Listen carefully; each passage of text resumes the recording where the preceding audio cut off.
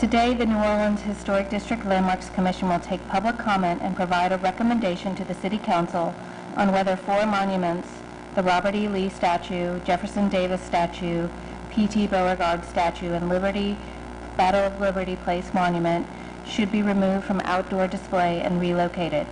Importantly, the Commission will make this recommendation based solely on the criteria set forth in Ordinance 146-611, which are set forth in detail below.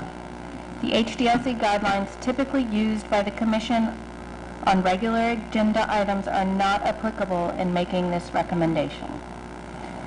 On July 9, 2015, the New Orleans City Council passed Motion M-15-310, requesting that the HDLC, amongst other city agencies, review and provide recommendations regarding the above listed monuments in accordance with the criteria set forth in Article 7, Section 146-611 of the City Code, Public Monuments, Removal from Public Property.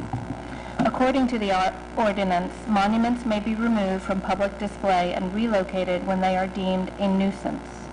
A monument may be deemed a nuisance upon meeting the following 3 criteria.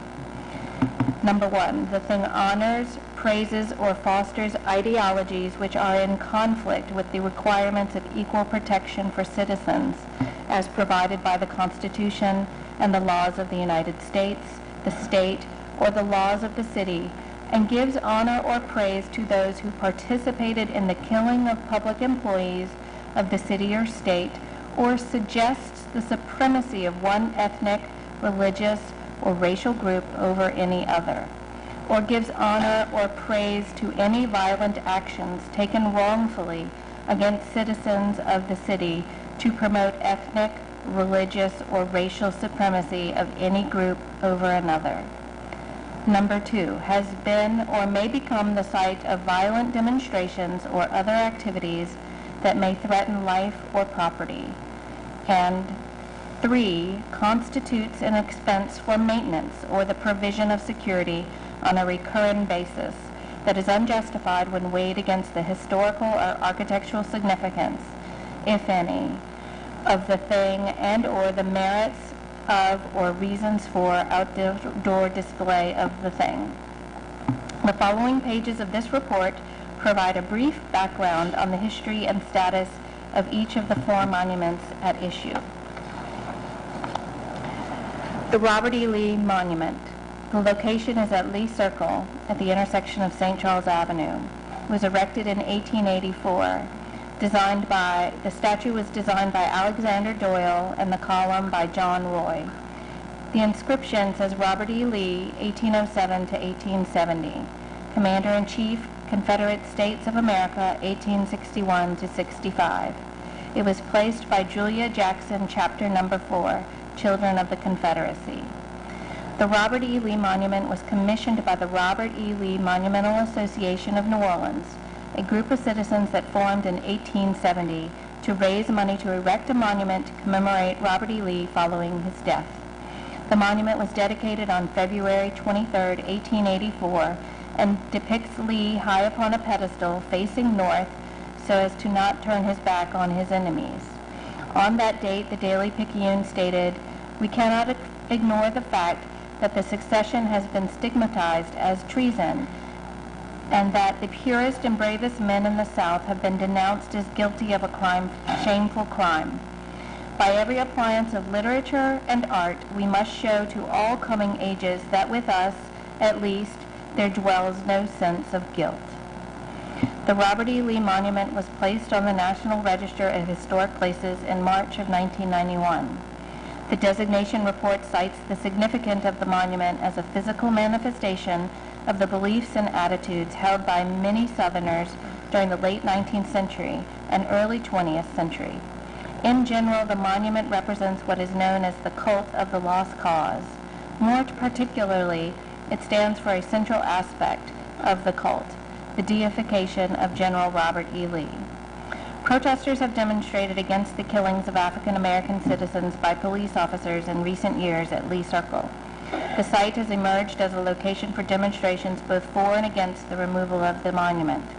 According to a Times-Picayune article, over $200,000 in private and public funds have been spent on repairs and maintenance of the monument. Next one. General P.T.G. Beauregard statue at the intersection of Esplanade Avenue and Wisner Boulevard at the entrance to City Park. The monument was erected in 1913 to 1915, designed by Alexander Doyle. The inscription says G.T. Beauregard, 1818 to 1893, General Confederate States of America, 1861 to 1865. The effort to erect a statue to commemorate General Beauregard began hours after his death in 1893 at a meeting of the United Veterans of the Confederacy. The group formed an association dedicated to raising funds for a monument to the Louisiana Native and Confederate general. The association commissioned artist Alexander Doyle, the sculptor of the Robert E. Lee Monument, to design a bronze equestrian statue of Beauregard in his Confederate uniform. The site was donated in 1907 and dedicated in 1915. The General Beauregard statue was placed on the National Register of Historic Places in February of 1999. Like the Robert E. Lee Monument, the designation report cites the significance of the Beauregard statue as a physical manifestation of the cult of the lost cause. The General Beauregard Memorial has been maintained through private and public funds. The statue recently was vandalized with spray paint. If it remains, it may continue to be the target of vandalism. The city has borne and will continue to bear the cost of cleanup for such acts.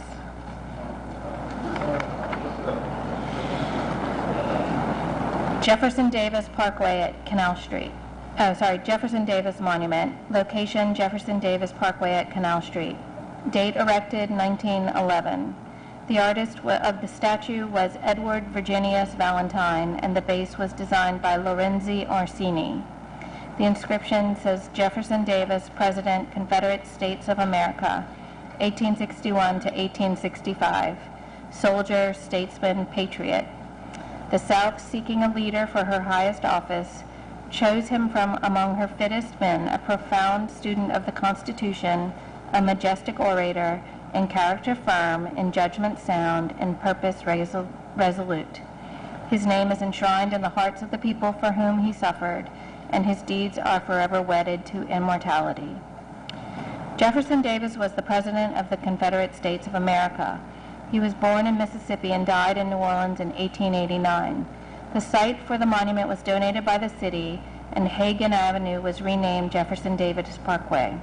The monument was dedicated on February 22, 1911, on the 50th anniversary of Davis's inauguration as the President of the Confederacy.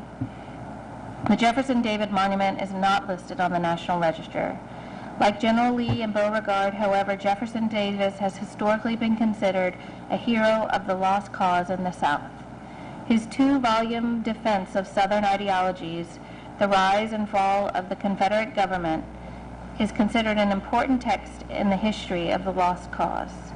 Several other memorials to Jefferson Davis recently have been challenged and/or vandalized based on Davis's connection to the Confederacy.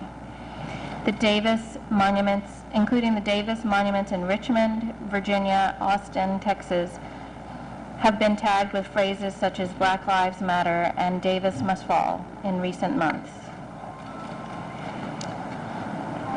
The monument, the Battle of Liberty Place Monument, located at the intersection of Iberville Street and Badine Street. Its original site was at the foot of Canal Street. It was erected in 1891 and relocated in 1989 and 1993. The artist was Charles A. Orleans. The 14th of September Monument Association and the Women's Auxiliary Committee, established in 1886, raised funds for the erection of a monument to honor the members of the White League that were killed in the Battle of Liberty Place. The Battle of Liberty Place took place in the aftermath of a contested gubernatorial election that resulted in the inauguration of Governor Kellogg and his African-American lieutenant governor. On September 14, 1874, 5,000 members of the White League entered the city and fought 3,500 local police and state militia. The White League defeated the government forces and occupied the State House for 3 days. President Ulysses Grant soon sent federal troops to the city, and the White League retreated. 16 White League fighters, 13 city police, and 6 bystanders were killed. The original 35-foot tall obelisk was erected at the foot of Canal Street in 1891. In 1932, the Crescent City White League added the names of the leaders of the battle as well as the following inscription. McInerney and Penny have been elected governor and lieutenant governor by the white people, were duly installed by this overthrow of carpetbag government, ousting the usurpers Governor Kellogg and Lieutenant Governor Antoine. United States troops took over the state government and reinstated the usurpers, but the national election of November 1876 recognized white supremacy in the South and gave us our state. In 1974, after concerns were raised about the language and symbolism of the monument, city officials added the following inscription. Although the Battle of Liberty Place and this monument are important parts of New Orleans history, the sentiments in favor of white supremacy expressed thereon are contrary to the philosophy and beliefs of present-day New Orleans. The monument was removed from Canal Street while major street renovations were undertaken and placed in a storage facility. The monument was relocated to its present location in 1993 following a federal lawsuit in which certain individuals sought relocation of the memorial. In protest, the city then removed the 1932 plaque and replaced it with a new plaque to honor the policemen who died fighting for the state militia. The plaque included the following inscription: in honor of those Americans on both sides who died in the Battle of Liberty Place, a conflict of the past that should teach us lessons for the future. The Battle of Liberty Place monument has been the subject of frequent vandalism and was selected as a location for protest by David Duke in 2004. Thank you very much. Now I'd like to, at the request of the Commission, I would like to have some remarks from the administration on this matter.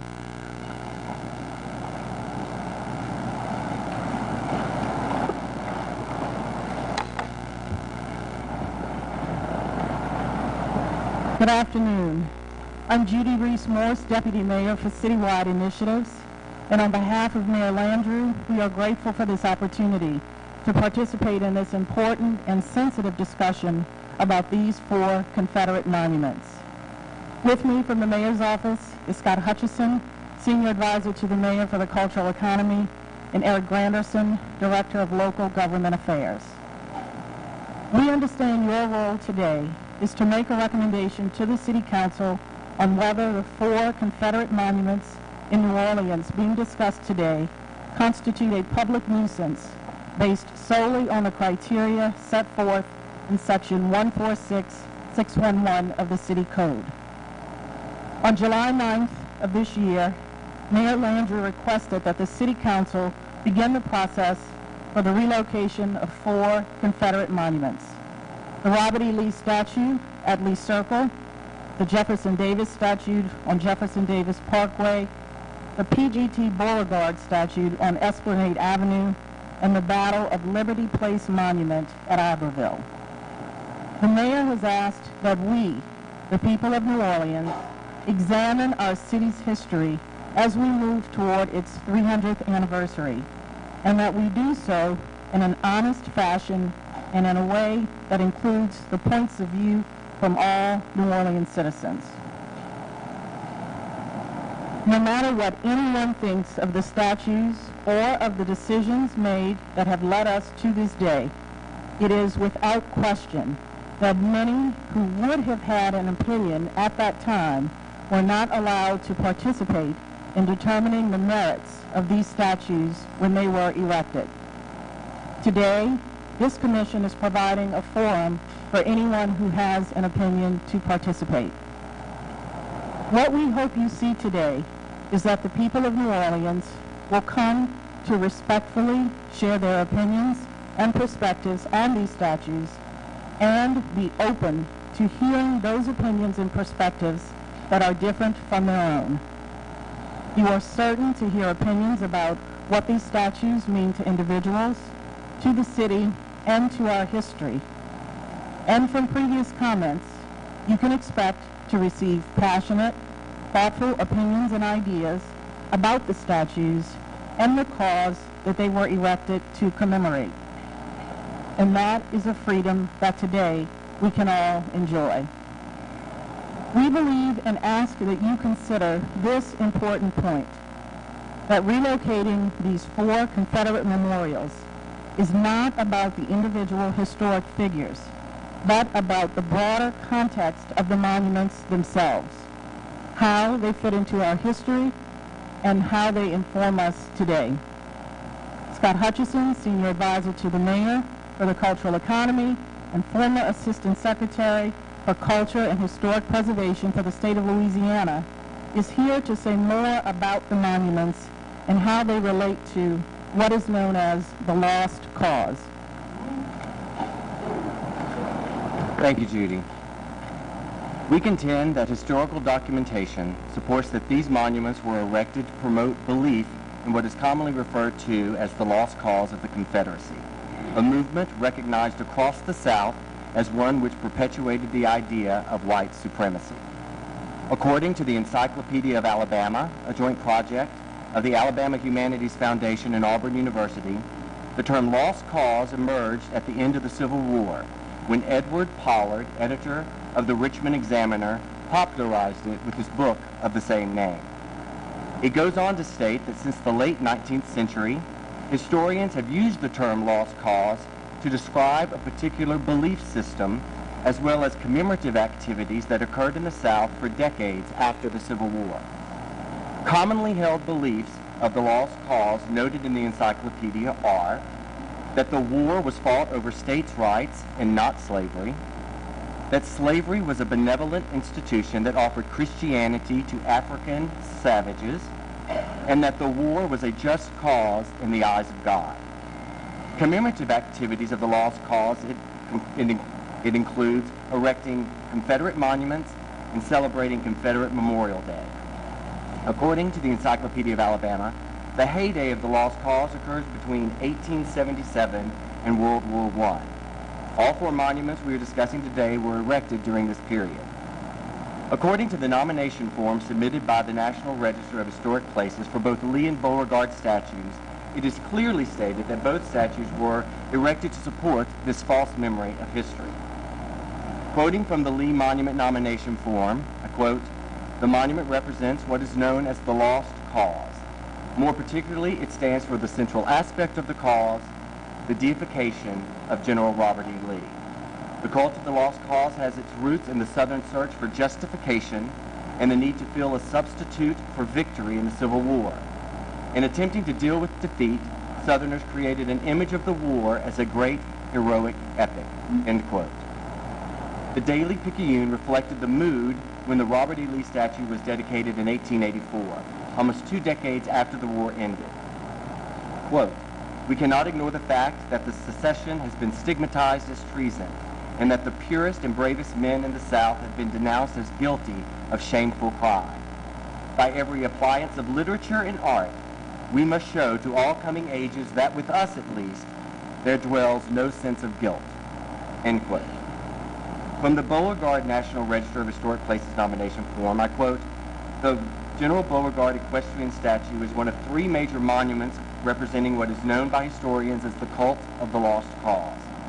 Statues of this type are tangible symbols of the state of mind which was powerful and pervasive throughout the South well into the 20th century, and some would even argue today." End quote. The Jefferson Davis Monument, erected in 1911, is not on the National Register, but Jefferson Davis has been considered by historians a hero of the lost cause of the South. His 2-volume defense of Southern ideologies titled "The Rise and Fall of the Confederate Government" is considered an important text in the history of the lost cause.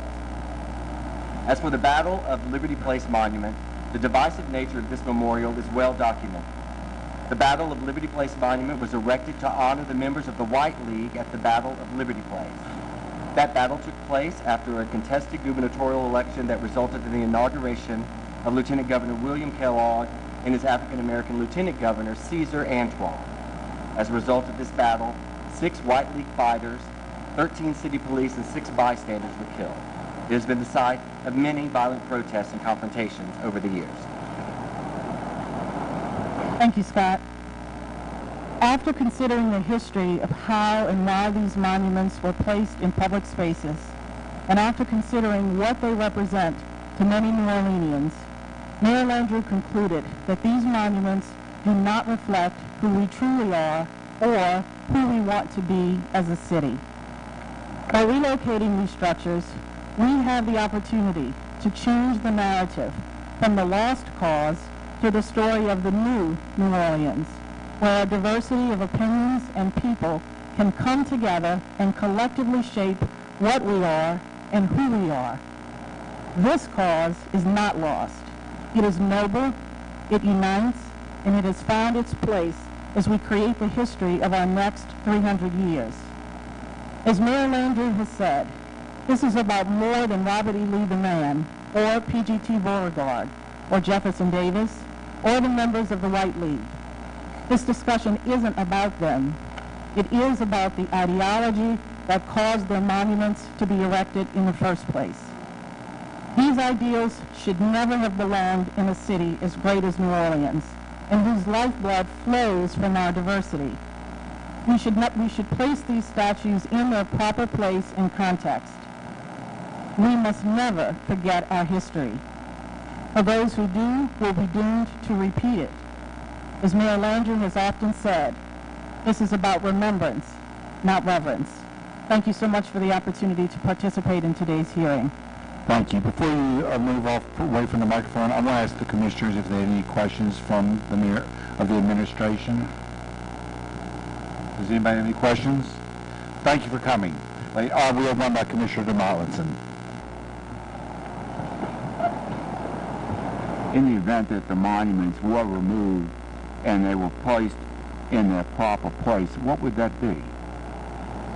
As this process continues, questions to answers like those will be determined.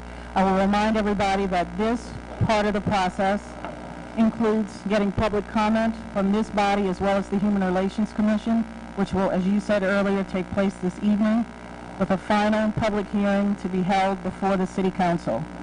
Questions and answers will be given by the Chief Administrative Office, the City Attorney's Office, the Police Superintendent, and the Department of Property Management, and I am certain that questions like those and many others will be posed and answers will be provided throughout this process. Thank you. Commissioner Alexander? I have a question for you as well. I realize that, as far as you understand, there has been no definitive proposal on where these would be placed if moved. Have there been any proposals to your knowledge at all that you can share with us? None that I have formally seen, but there have been many forums on this discussion and on this topic, and many things proposed, and as I said, this process will allow there to be public comment and proposals to come forth. Thank you again. Thank you. Now we're going to begin the public comment part of this meeting. We're going to start with the people that are in favor of the removal of the monuments. I have a clock up here that's the official clock. I have a bell up here. Like I said, keep your remarks as succinct as possible. And to those in the audience who are not speaking, please try to refrain from any comments or any kind of public demonstration. It will make the meeting go smoother, and it's only fair to everybody in the room.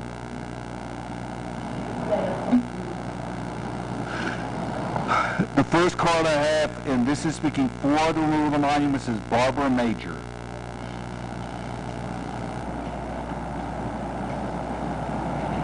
Good afternoon. My name is Barbara Major. My address is 3601 Rue Michelle in New Orleans, Louisiana. I am definitely for removal of the statues.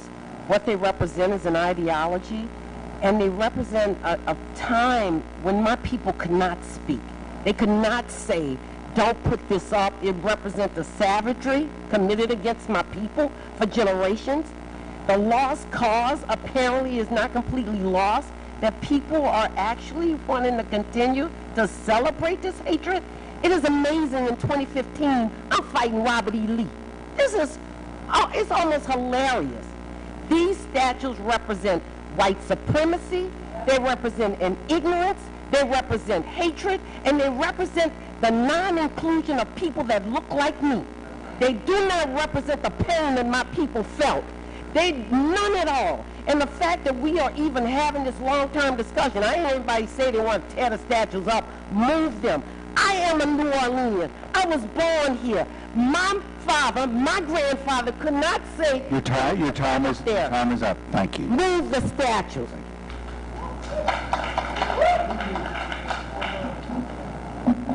Chuck Perkins?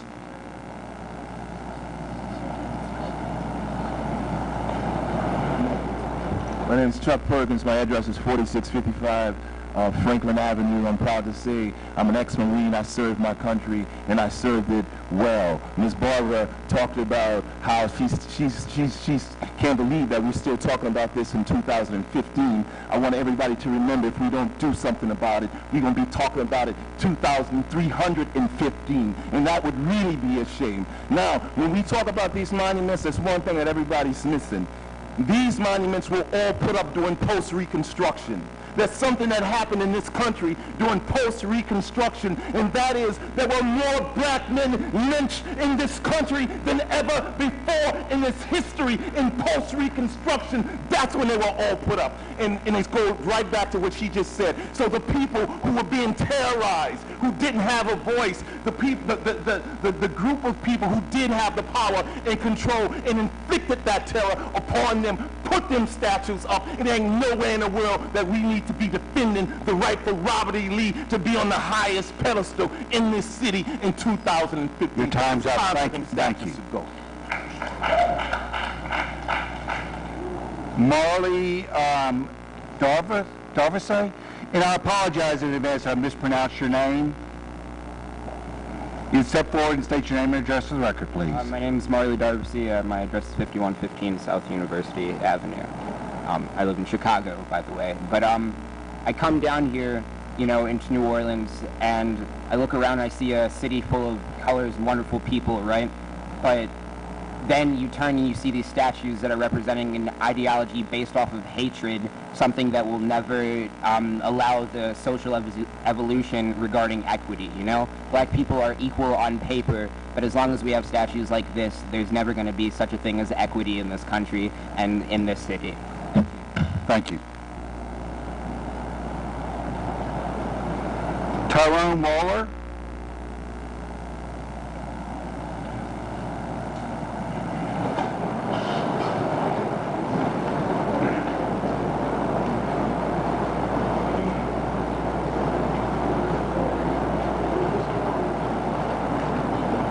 Good evening. My name is Tyrone Walker, 2062 Benefit Street.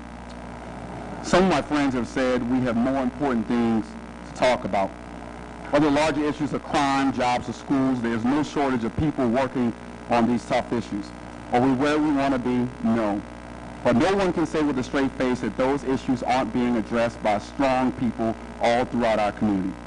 But history has given us today an issue that we citizens can influence directly. This is a time for us to act and show courage. This is hard because it doesn't allow us, the citizens, to blame or to point the finger or the tough decision to someone else. The question today is, what will history write about us today in this room? Decades ago, as Ms. Barbara said, not all citizens of New Orleans who actually had the right to speak out on this issue. Today, we get an opportunity. The fact is, citizens of the past erected these statues of hatred and division in public prominent places. That is our history. Those prominent statues represent the worst of our collective history, and they need to be taken down. Thank you for your remarks. Jeffrey Goodman?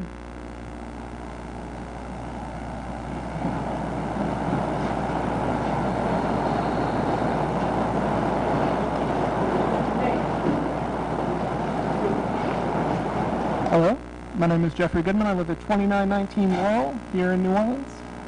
Any monument exists in some ways as three symbols at once. It is a depiction of the subject, it is a statement by the society that created the depiction, and it is a separate meaning that is used by subsequent societies. On all levels, these statues fail to depict New Orleans as it was, as it is, and as it should be and are a continuing insult to the values we hold as Americans. We've heard many citizens speak eloquently, both personally and apathetically, about how these statues are obviously injurious to African Americans. There can be no doubt about this. I would argue, sincerely and not facetiously, that as much as these monuments denigrate and shame African Americans, they deceive and manipulate white people as well. Why else would so many rush to defend symbols that objectively depict traitors, that are erected by a society explicitly built on white supremacy, symbols that have been used for 150 years in a campaign of racial terror, if not for so many having learned a corrupted system of reality that is broadcast and embodied by these statues?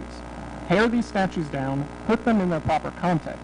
History is complicated, no doubt, and nowhere is that history of race more complicated than New Orleans. Time's up. Thank you.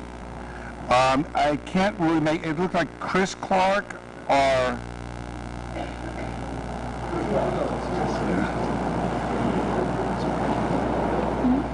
And the next speaker after that is going to be George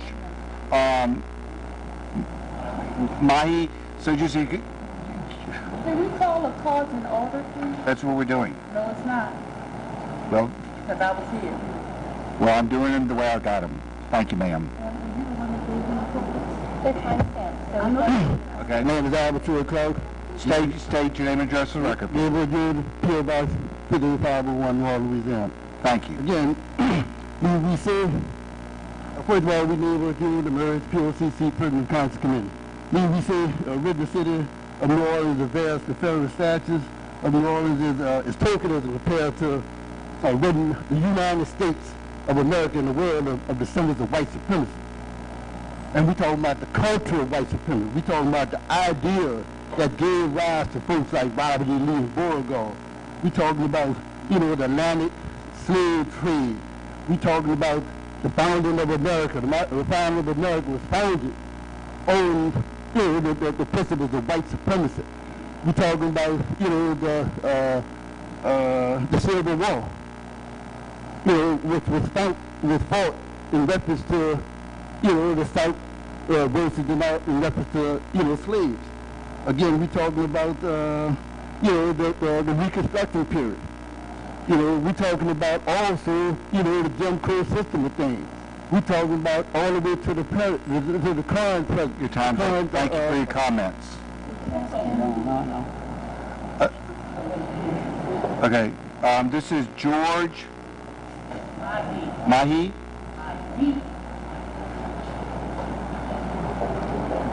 Again, like I said, I apologize if I mispronounced your name. Please state your name and address for the record, please. George Mahdi, Neighborhood Unity Merge. Yeah. David Vitter commented on how the mayor should be concentrated on the murder rate and on the crime rate instead of monuments. But we feel that the issues are intimately intertwined. The history and heritage of the Confederacy was one of upholding slavery, upholding racism, injustice, inequality, white supremacy. And if that's your history, then it's one that we can't accept at all. We couldn't hoist a Black Panther flag up here. That would be offensive to some segments of the audience. So we, at the same time, cannot accept these Confederate symbols to be exhibited either. So we are asking that these symbols be removed. We're demanding that they be removed because this is a... Thank you. Your time is up. Reverend Larry Story, and that's going to be followed by Sandra Willer Hester.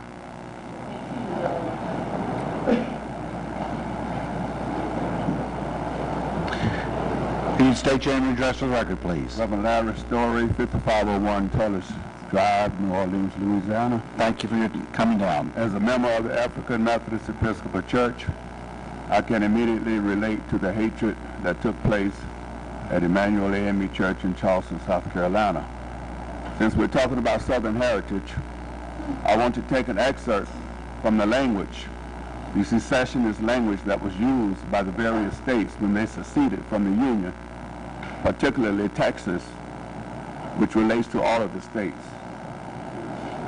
We hold as undeniable truth that the governments of the various states and of the Confederacy itself were established exclusively by the white race for themselves and their posterity, that the African race had no agency in their establishment, that they were rightfully held and regarded as an inferior and dependent race, and in that condition only could their existence in this country be rendered beneficial and tolerable, that the servitude of the... Your time's up, I'm sorry. Thank you. Ms. Hester?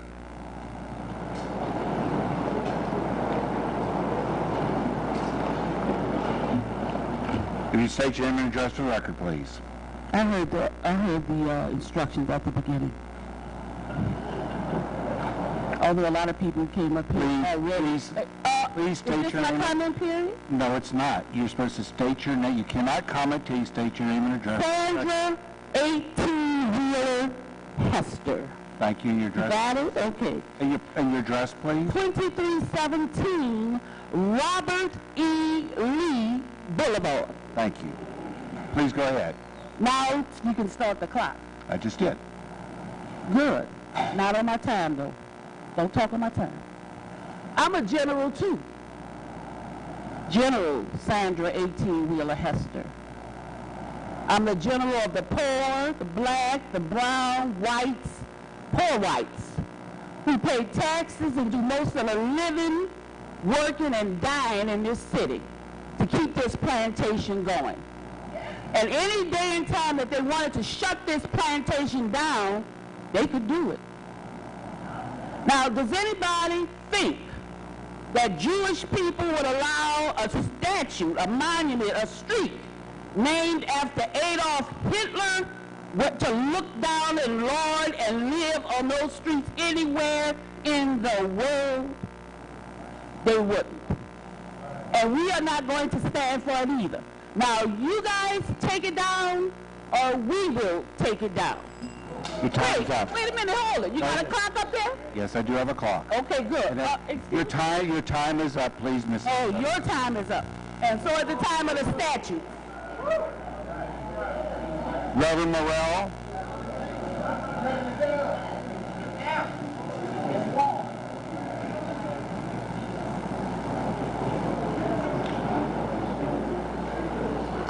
Please state My your name name and is address. Melanie Morrell. I live at 5240 Art Street in Gentilly. Thank you. Historical markers should do three things. First and foremost, they should tell the truth. Secondly, they should represent common values and principles that uplift a community. And if a marker commemorates a tragedy or a historic wrong, it should tell truth, explain context, and deplore the false values of the past. The New Orleans Confederate monuments do none of these three things. I completely and totally support the removal of the monuments and putting them into a proper historical context with plaques deploring the false values for which they stand. Thank you. Thank you for your time. Sue Khan, and she's going to be followed by Malcolm Suba.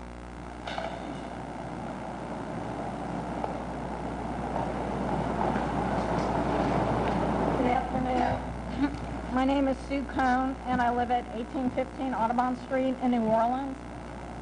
I think it's very difficult for some white people to understand why these monuments are so offensive to black people and why they should be offensive. Could you speak into the mic, please? We can't hear you. And why they should be offensive to all of us. Try to imagine what it would be like to live in a city with symbols that represent the people who enslaved, beat, raped, and murdered your people. I am Jewish, and I agree with what Ms. Hester said. My grandmother wasn't born in this country, and we had relatives who were killed in the Holocaust, and one of her cousins survived the concentration camps, and I grew up with her. And I can tell you that there is no way I could bear to live in a place with symbols and statues that represented what the Nazis did. I couldn't bear to walk by a statue of a Nazi or a statue of Adolf Hitler or his henchmen like Heinrich Himmler. I couldn't and I wouldn't. And what we are talking about here is no less I'm sorry, your time's up. But thank you for your time. The next one is Malcolm Suba, and it's going to be followed by Solomon. Good afternoon. My name is Malcolm Suba. I live at 4366 Randolph Avenue in Gentilly. Thank you. I'm here to say that not only the 4 statues, but all the Confederate monuments in this city. It is patently clear that the intention of putting these statues up was to lord over and oppress African American people. And that this is a continued symbol in this city of the continued oppression of black people. This is why we have so many black people in this city unemployed. This is why we have 4 schools in this city. All of this is based upon the white supremacist ideology that black people deserve less and are less. We do not support that. We in the Take 'em Down NOLA coalition are for removing all symbols of white supremacy from this city. And this is what we're going to do, and this is what we're intending to do. Thank you. Thank you for your time. Solomon, and that's going to be followed by Kevin Zinn.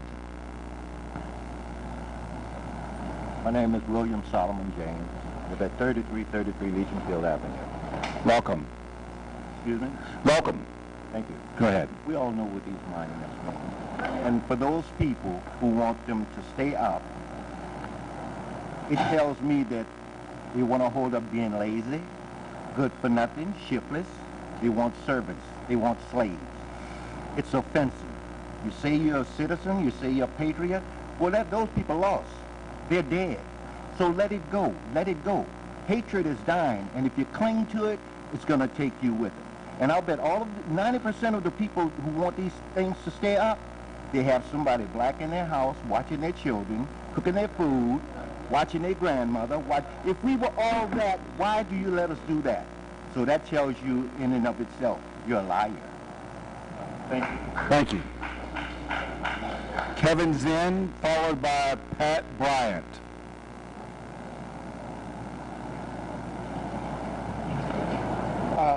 Hello, my name is Kevin Zeno, 1512 Feliciana. I too was a Marine, Army National Guard, retired, disabled veteran. Chill out, guys. One of the first things that happened when the military rolled into Iraq, all of the statues of Saddam came down. All of them came down. The people took them down. If you go to North Korea, they got Kim Jong-il and his father all over. That's a way to keep the people oppressed. Now, I understand some people have some feelings toward having these statues, and these statues should be in appropriate venues. They should be in museums. The General Beauregard statue could easily be put up at Camp Beauregard, where I attended stationed for several years, and it wouldn't take anything from the move it. The National Guard can pull a helmet up next to it, put it on a flatbed, and pull it up there. You know? What I'm saying is, being a former soldier or Marine, you tend to respect your enemy or your adversary. And you should allow these... Sorry, your time is up. Just finish. Allow these people to roll up their flags and go home, and we move on. Thank you. Pat Bryant, followed by August Foreman. Pat Bryant? Not here? August Foreman, followed by Parker Sean Angelum. So we're at August Foreman. Excuse me.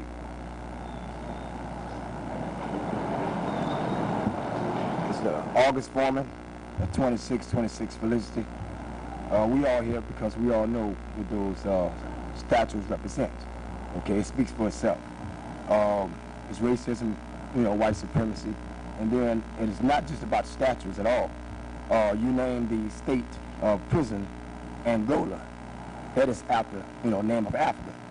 It's the same thing. And so I just want to say that that I did find a place for them. Just put them in a cemetery in England, and you take the ones that want to have it up, take them along with them. All right? Thank you. August Foreman, followed by, well, that was August Foreman. Parker Sean Angelum.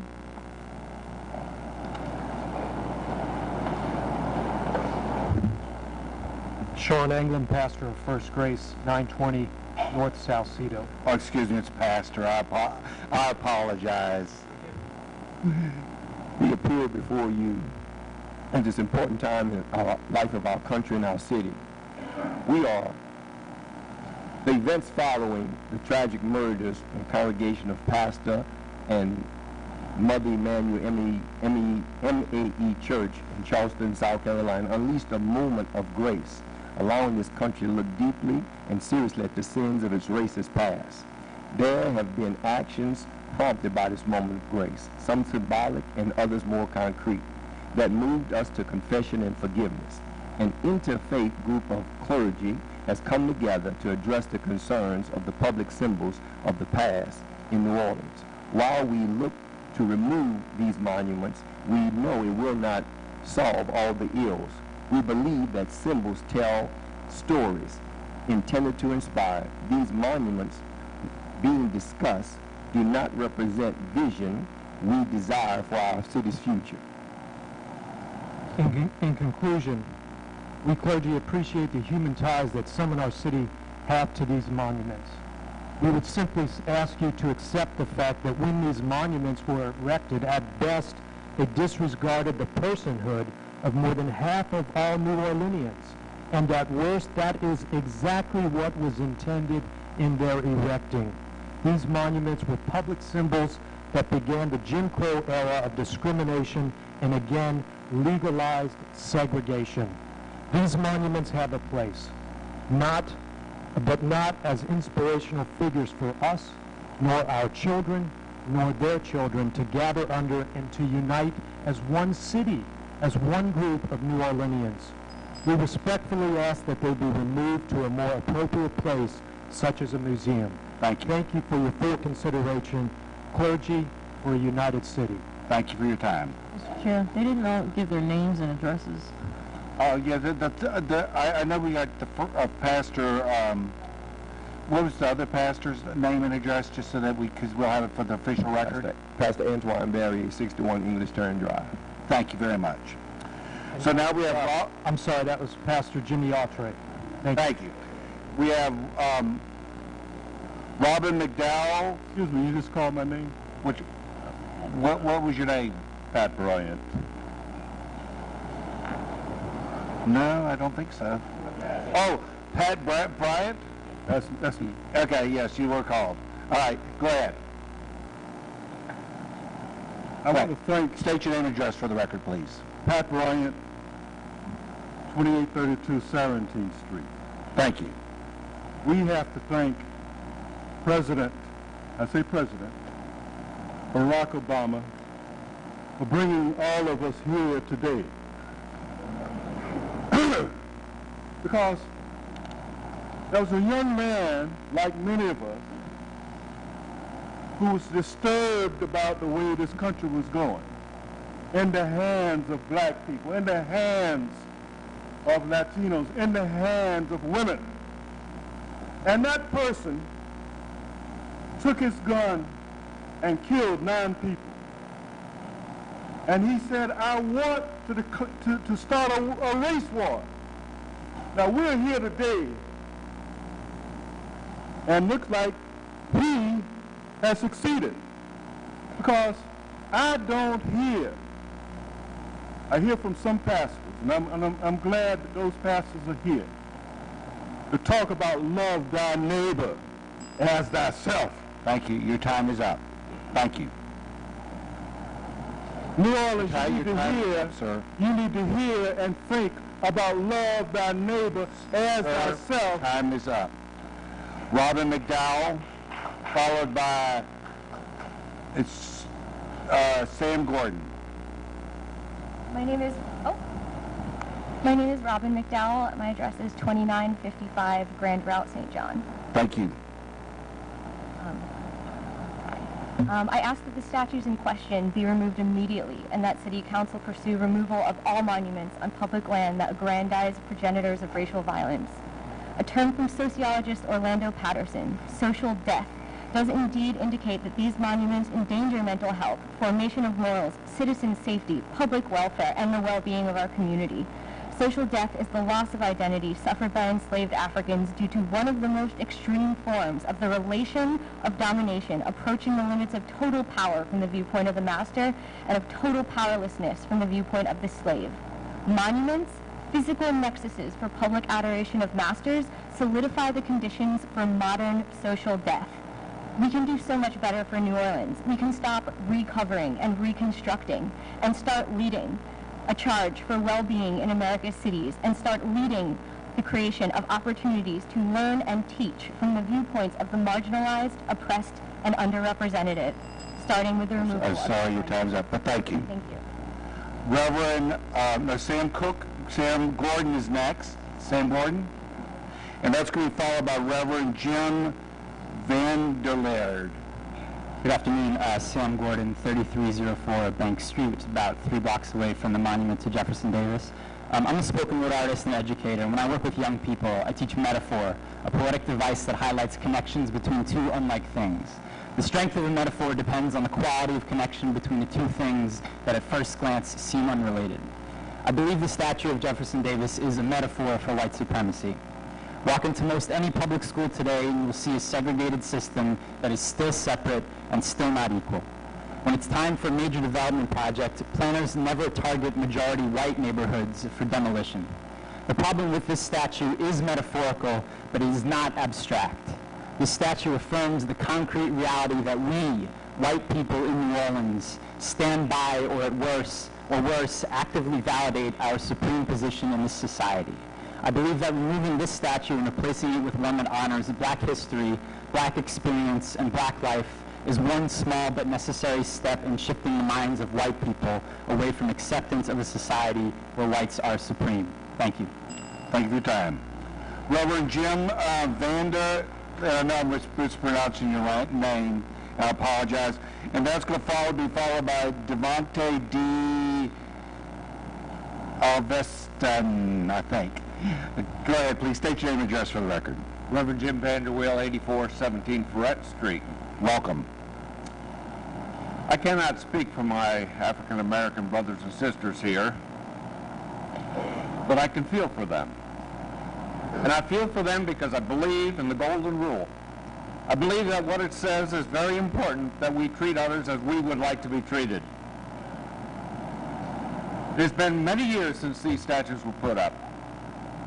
And my hope is that at this time, here in 2015, we can take a look at this and we can deal with these statues and put them in their proper place so that sometime 50, 75, 100 years from now, our great-great-grandchildren will not have to say, oh, they looked at this in 2015 and they decided in the city of New Orleans they didn't want to do anything about it right now. That would not be an attitude, expression of care and love and sympathy and appreciation for our fellow human beings, which is what we need at this time. Thank you. Devontae D. I know I'm not doing a good job with it. I apologize. And the next speaker is going to be Jocelyn Smith. Go ahead, please. Good afternoon. My name is Devenith Meslica. I live at 2255 St. Charles Avenue. Treason. The Confederate States of America forces bombarded the U.S. base of Fort Sumter on April 12, 1861, and the rebels knew that they were wrong. PGT Beauregard stated that the curse of God must have been on our people when he chose them out of so many noble sons of the South who have carried us safely through this revolution. Spoken by a traitor to the United States of America. And his statement is an admission of guilt. It was a curse of God, not the Union military superiority, but God cursed the secessionists because the Confederacy and what it believed and stood for was morally wrong. The Confederacy was unjust and inhumane in their ways and policies and conduct. But New Orleans honors their existence with monuments. Now to Jefferson Davis, and here's one of his quotes on slavery. As a mere historical fact, we have seen an African servitude among us, confessedly the mildest and most humane of all institutions to which namely slavery has been applied. That's spoken by a man. When is it humane or mild to kidnap or buy someone from your native land? When is it just to separate families? I'm sorry, your time's up, but thank you for your comment. No problem. Put them inside a museum to answer your question. Okay, thank you. This is, I know I'm slaughtering the name. Welcome. Can you state your name and address for the record, please? My name is Johnny Smith. I live at 439 Elmira Avenue in Algiers Point. This may come to a shock to some of you, but I would like the statues to remain. And here's why. You've heard the history of why they were erected in the first place. You heard the comments about people believing that they represent slavery. And they are all true. But when you decide to take something down, you are giving it power over you. I am a native of New Orleans, and I've walked past these statues many a time. And not at one time they talked, walked, or asked me any questions. I do not give them any power over me because I know who I am. I know what my family as an African American people been through here in America. I don't want those statues torn down no more than I want the statues torn down in Egypt. Sorry your time's up, but thank you.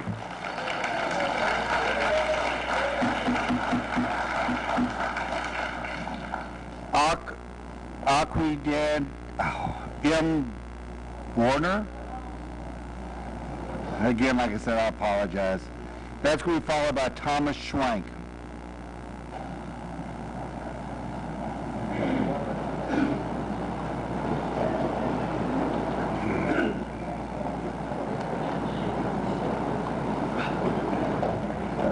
My name is Dr. Della Bones. I live at 2325 Daniel. Welcome. Now, what I want to say is that my understanding in connection with going south on South Carolina, that the flag, no flag of any kind, but the red, white, and blue flag should be under any city, state, or federal building, because that represents the United States and not just a group of people. Now, my understanding between the North and the South, and the North wanted to abolish slavery, but the South wanted to keep slavery, and that is how that war started. And that's because they were still, like I said, kidnapping blacks from other countries to tear their land, because they had too much to tear their own self. Wanted to take that right off that podium, put the raise the flag with the veterans over there by the World War and call it Veteran Circus. Okay, he talking about Alabama, but George Wallace was a racist. He found God when he got shot. David Duke was Grand Marshal of Ku Klux Klan. I was here doing Jim Crow. Thank you for your time. Thank you. All right, then. Thomas Schwank, followed by Amay Gaynor.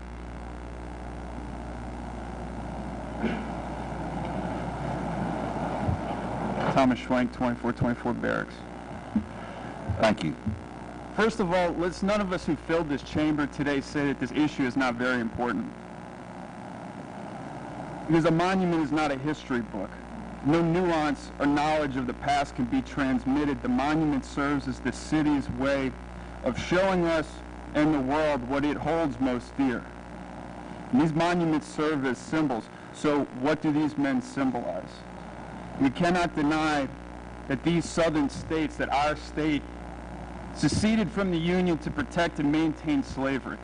So for all their human complexity, these men still, to us now, represent that defense of slavery, and we cannot allow them to continue their hold over our public spaces without ratifying this defense, without asserting that we too would have enslaved each other and reduced the humanity of our fellow man and of ourselves to chattel. Thank you. Amay Gaynor, followed by Holly Reed.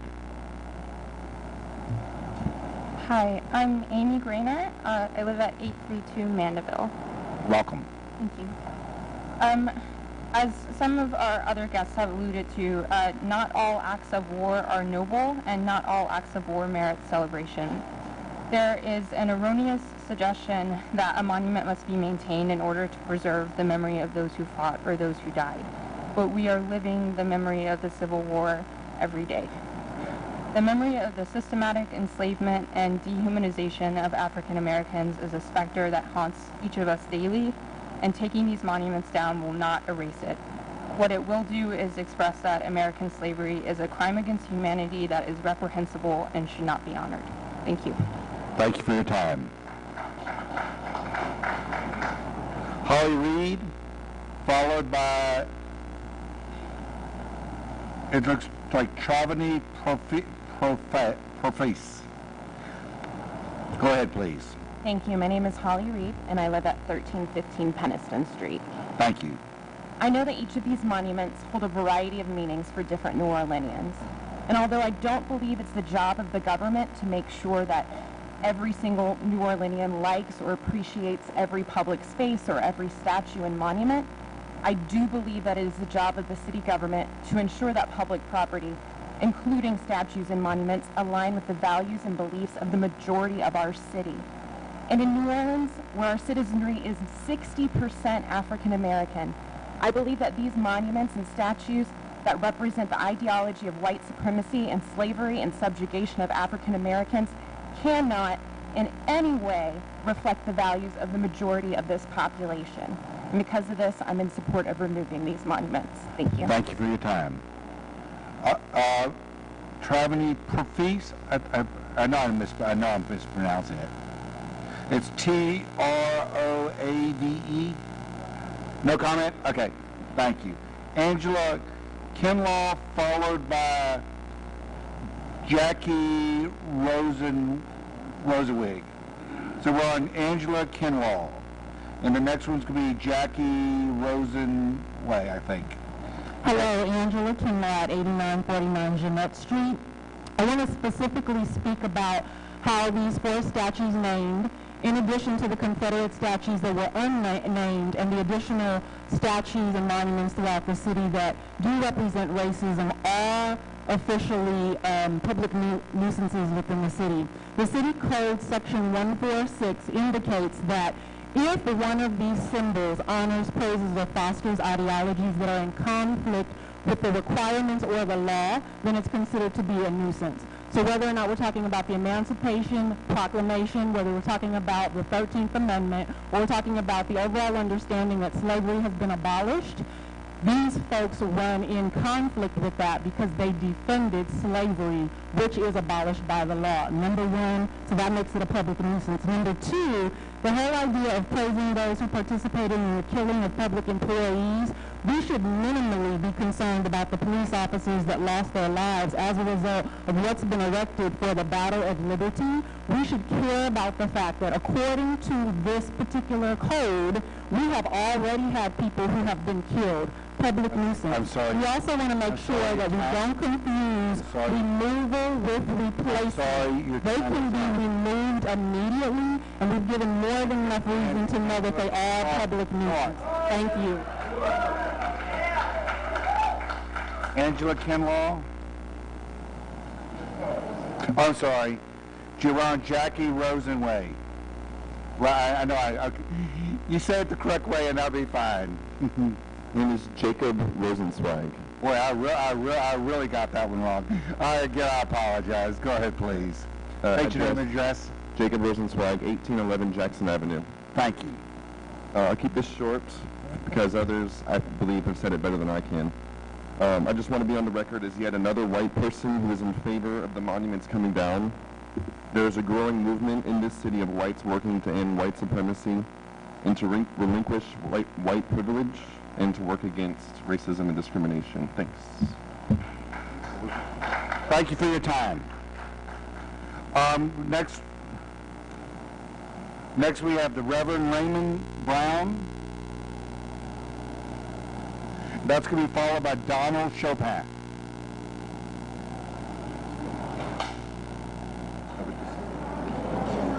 you. Reverend Raymond Brown, President of National Action Now, Civil Rights Organization. Reverend Brown, could you just state your address, please? But I don't want to because I got some threats over the internet. Now, you want me to do it? Yes, I got some threats on Facebook against me right now. I give my address. Yeah, you have to give your address. It's the law. I'm sorry. New Orleans, Louisiana. Sir, you don't know me.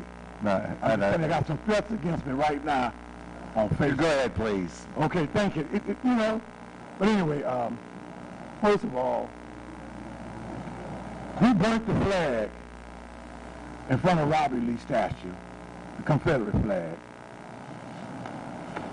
The citizens of New Orleans are tired and sick and tired of the racial polarization in our nation. The question is, when you take down the monument of Robert E. Lee, are you going to also bring down the unemployment rate in the black community? You're going to deal with the high incarceration rate in our nation. So both of it is being aided and abetted by white supremacy. So while we remove the monuments, that's what we're asking for, we want you to remove the massive killing of black folks in the city of New Orleans and remove police brutality that has taken a hold in our community. Your time is up. Thank you for it all. Thank you for your time. Donald Chopin, followed by Will Bradshaw.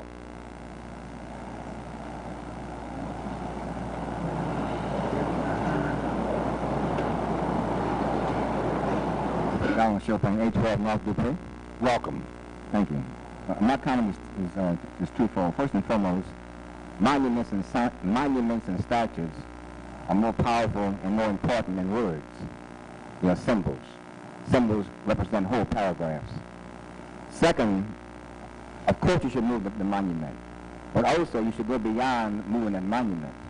Going beyond means recognizing that the slavery mentality and the economic inequality those statues represent is alive and well. You should be focused upon doing that. You should focus upon having a community benefits agreements with all contractors and all businesses where they put the indigenous New Orleans community first in all their plans. And if the business doesn't benefit the community, it shouldn't be there. That's what should be in conjunction with this statue removal. Or if not, what you have is a tourist plot. Simply a tourist plot. To get more folks here. Thank you. Thank you for your time. Will Bradshaw, followed by I am Tucagk, it looks like. Go ahead, please. Hi, my name is Will Bradshaw. I live at 3354 Dumaine. Thank you for the opportunity to speak today.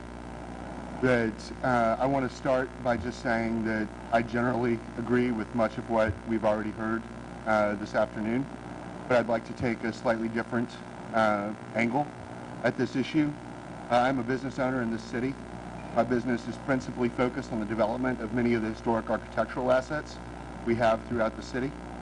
And it is in that light that I'd like to speak in favor of removal of these statues, that they are on our collective doorstep. And if they represented the things that we hold dear as a community, we wouldn't have such a divisive conversation about this. And we can do better with what we present to the world about who we are than to have 4 Confederate monuments that are at some of the most prominent locations in the city of New Orleans. So thank you for your consideration of this issue, and I hope that you will take these down. Thank you for your time.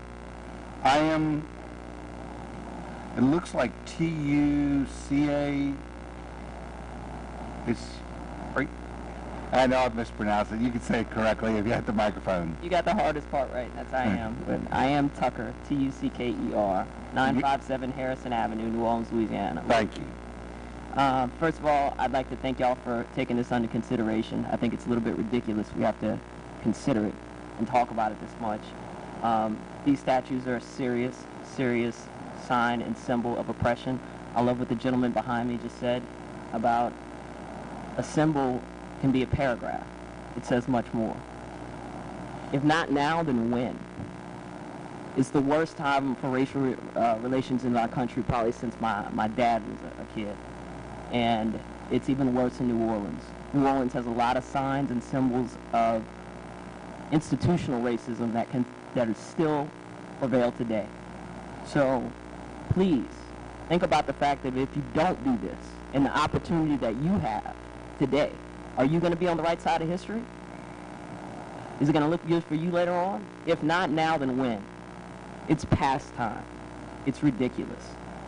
Hate has no place in New Orleans, in one of the most cultural cities in the not only the nation but the world. It's time to take the statue. I'm sorry, your time's up. Thank you. Christine Brown.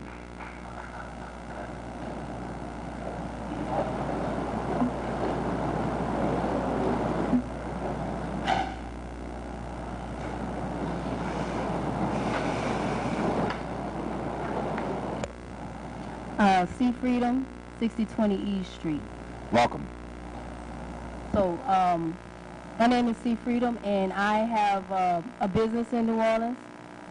And I'm also a teaching artist, and I'm a visual artist and a visual learner as well. And a lot of my students are visual learners.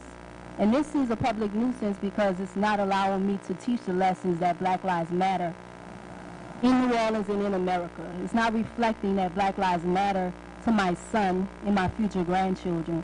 So I need these statues removed ASAP, and not to be replaced somewhere, but to be torn down.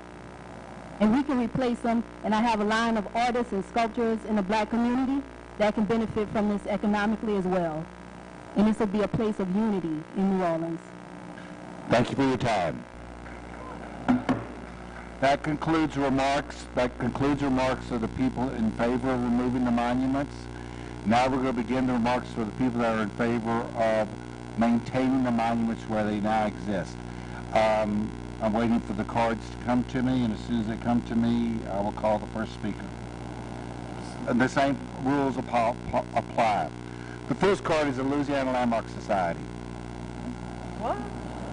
Oh my God.